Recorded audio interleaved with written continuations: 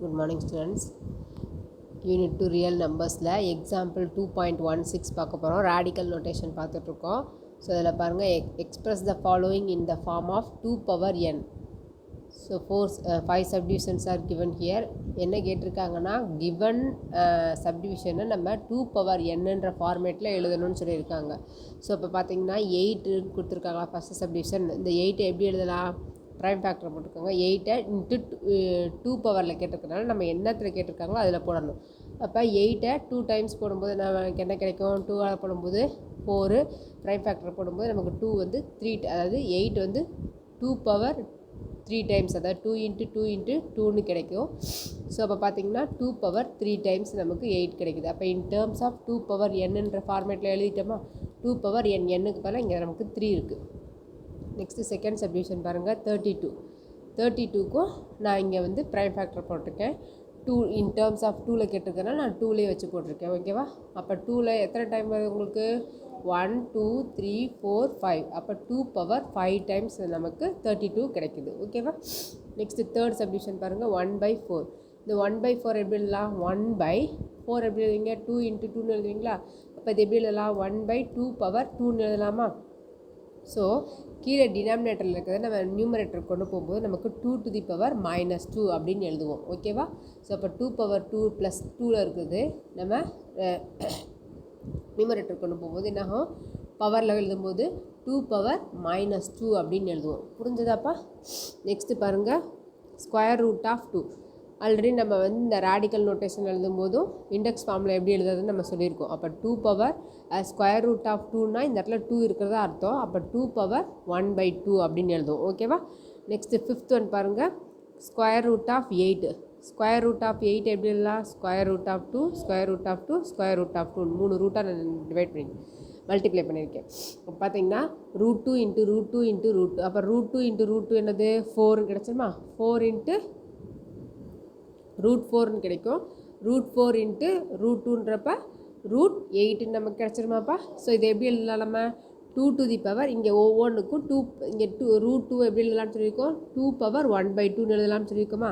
அப்போ ஒவ்வொன்றுக்கும் நீங்கள் எழுதும்போது 2 to the power 1/2, 2 to the power 1/2, 2 to the power 1/2. அப்போ எத்தனை டைம்ஸ் வரும்? 3 டைம்ஸ். அப்போ 2 to the power 1/2 the whole power 3. இப்போ இதை நமக்கு படிச்சிருக்கோம் a power m into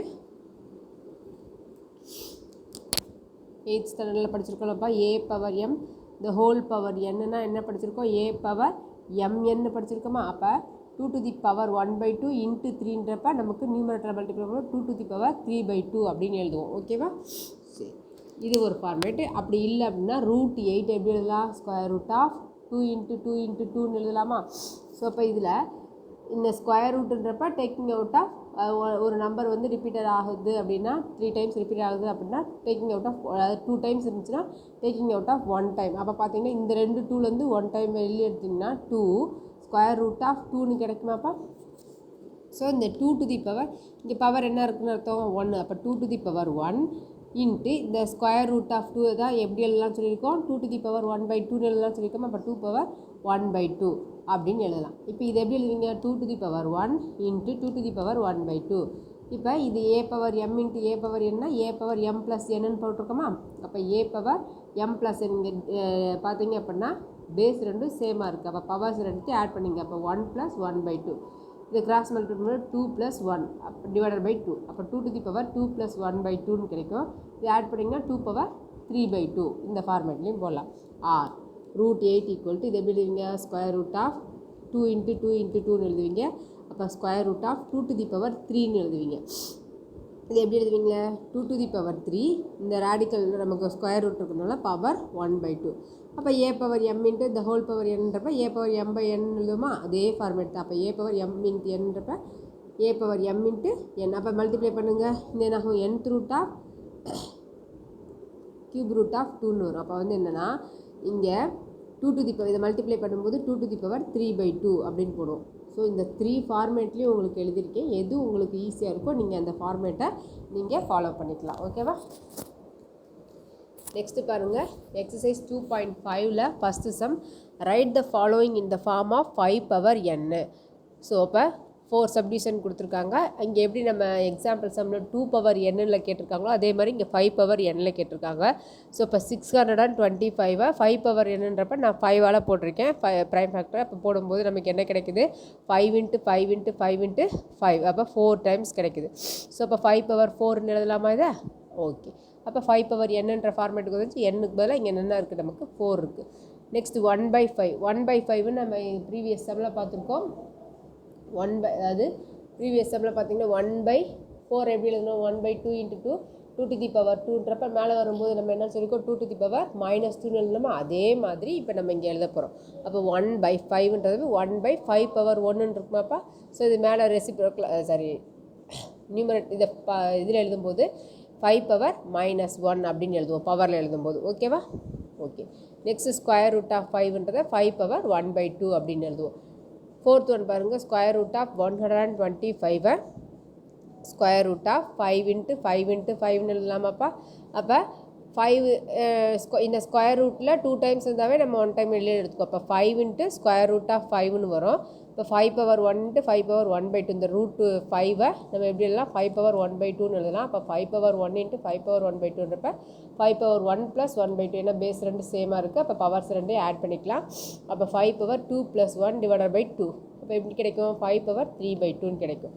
R root 125 square root of 5 × 5 × 5ன்னு எழுதுவோம். இங்கே ஸ்கொயர் ரூட்டுன்றா இங்கே 2 இருக்கிறதா அர்த்தம். அப்போ ஸ்கொயர் ரூட் ஆஃப் 5 பவர் 3 இது எப்படி எழுதுவீங்க 5 பவர் 3 இது ஹோல் பவர் 1/2ன்னு எழுதலாமா.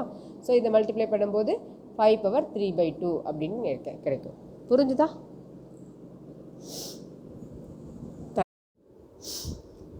செகண்ட் சம் பாருங்கள். Write the following in the form of 4 power n. So 3 subdivision கொடுத்துருக்காங்க. ஸோ ப்ரீவியஸ் சம்மில் 5 பவர் n கேட்டிருந்தாங்க. அதே மாதிரி இங்கே 4 பவர் n. அப்போ பார்த்தீங்கன்னா ஃபஸ்ட்டு சப்டிவிஷன் 16 கொடுத்துருக்காங்க. 16 எப்படி எழுதலாம் 4 × 4ன்னு எழுதலாமா. அப்போ 4 பவர் 2ன்னு எழுதலாமாப்பா. ஸோ இப்போ நம்ம 4 பவர் nன்ற ஃபார்மேட்டில் எழுதியாச்சு. n-க்கு பதிலாக 2. செகண்ட் ஒன் பாருங்கள் 8 எப்படி எழுதலாம் 4 2s are 8ன்னு எழுதலாமா. நெக்ஸ்ட்டு இந்த 2வை நம்ம வந்து 4ஆக மாற்றணும். எப்படி மாற்றணும் அப்படின்னு பார்த்தீங்கன்னா இப்போ இந்த 2வை எப்படி எழுதலாம் ரூட் 4ஓட வேல்யூ தானேப்பா நமக்கு 2 ரூட் 4ஓட வேல்யூ தானே இப்போ நமக்கு 2. ஸோ அப்போ பார்த்தீங்க அப்படின்னா இந்த 2வை ரூட் 4ன்னு எழுதிக்கலாமா. அப்புறம் நெக்ஸ்ட்டு 4 × இந்த ரூட் 4 எப்படி எழுதலாம் 4 பவர் 1/2ன்னு எழுதலாமா.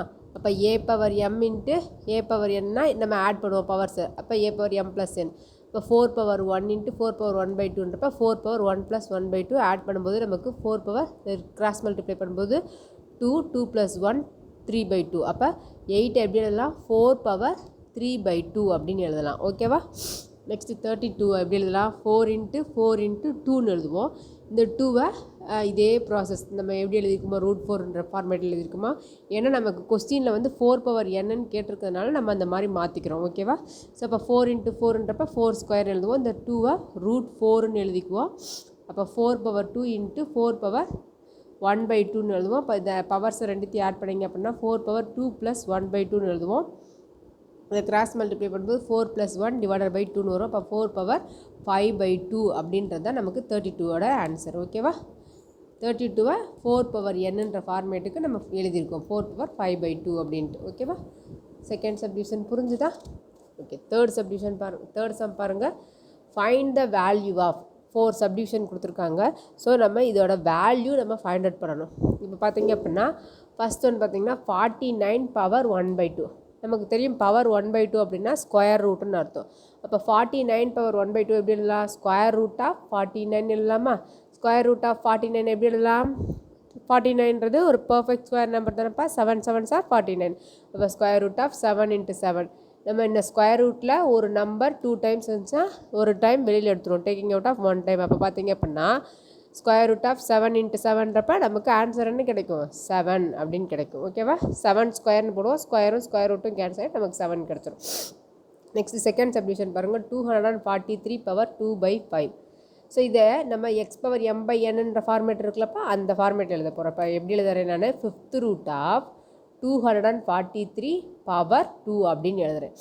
ஏன் அப்படின்னா இந்த 5th ரூட்டும் இந்த 243 நான் 3 பவர் 5 அப்படின்னு எழுதிக்க போகிறேன்.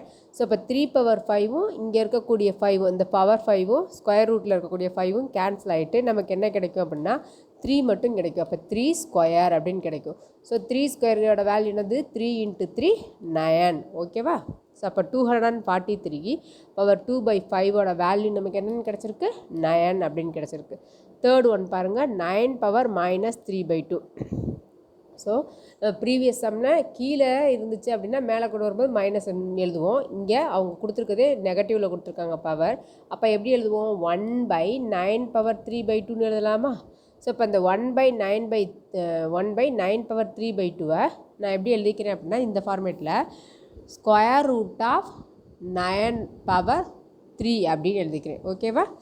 புரிஞ்சுதா? ஸ்கொயர் ரூட் ஆஃப், ஏன்னா இங்கே கீழே 2 தடவை இருக்குது 3/2ன்றப்ப square root of 9 the whole power 3 அப்படின்னு எழுதிக்கிறேன்.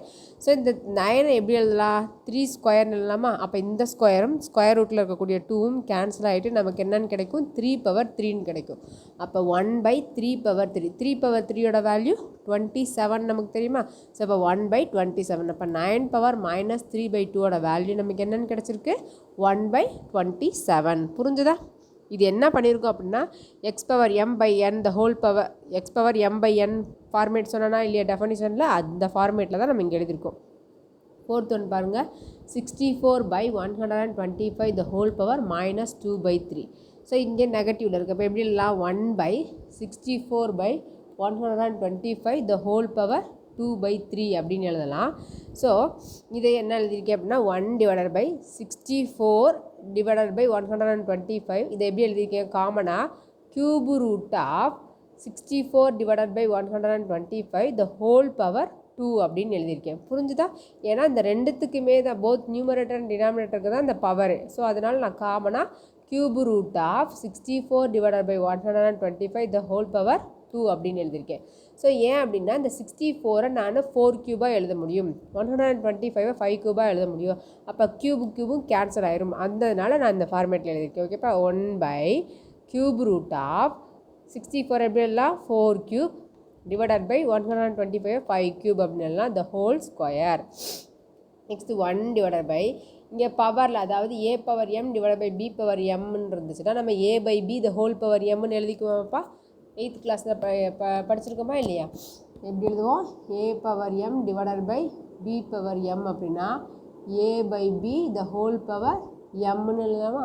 அப்போ அந்த ஃபார்மேட்டில் இங்கே 4 power 3 divide by 5 power 3 1 divided by cube root of 4/5 the whole power 3 அப்படின்னு எழுதியிருக்கேன். The whole power 2. அப்போ இந்த 3யும் கேன்சல் ஆகிட்டு நமக்கு என்ன கிடைக்கும் 1/4/5 த ஹோல் ஸ்கொயர் அப்படின்னு கிடைக்கும். அப்போ 4 ஸ்கொயர் 16 5 ஸ்கொயர் 25.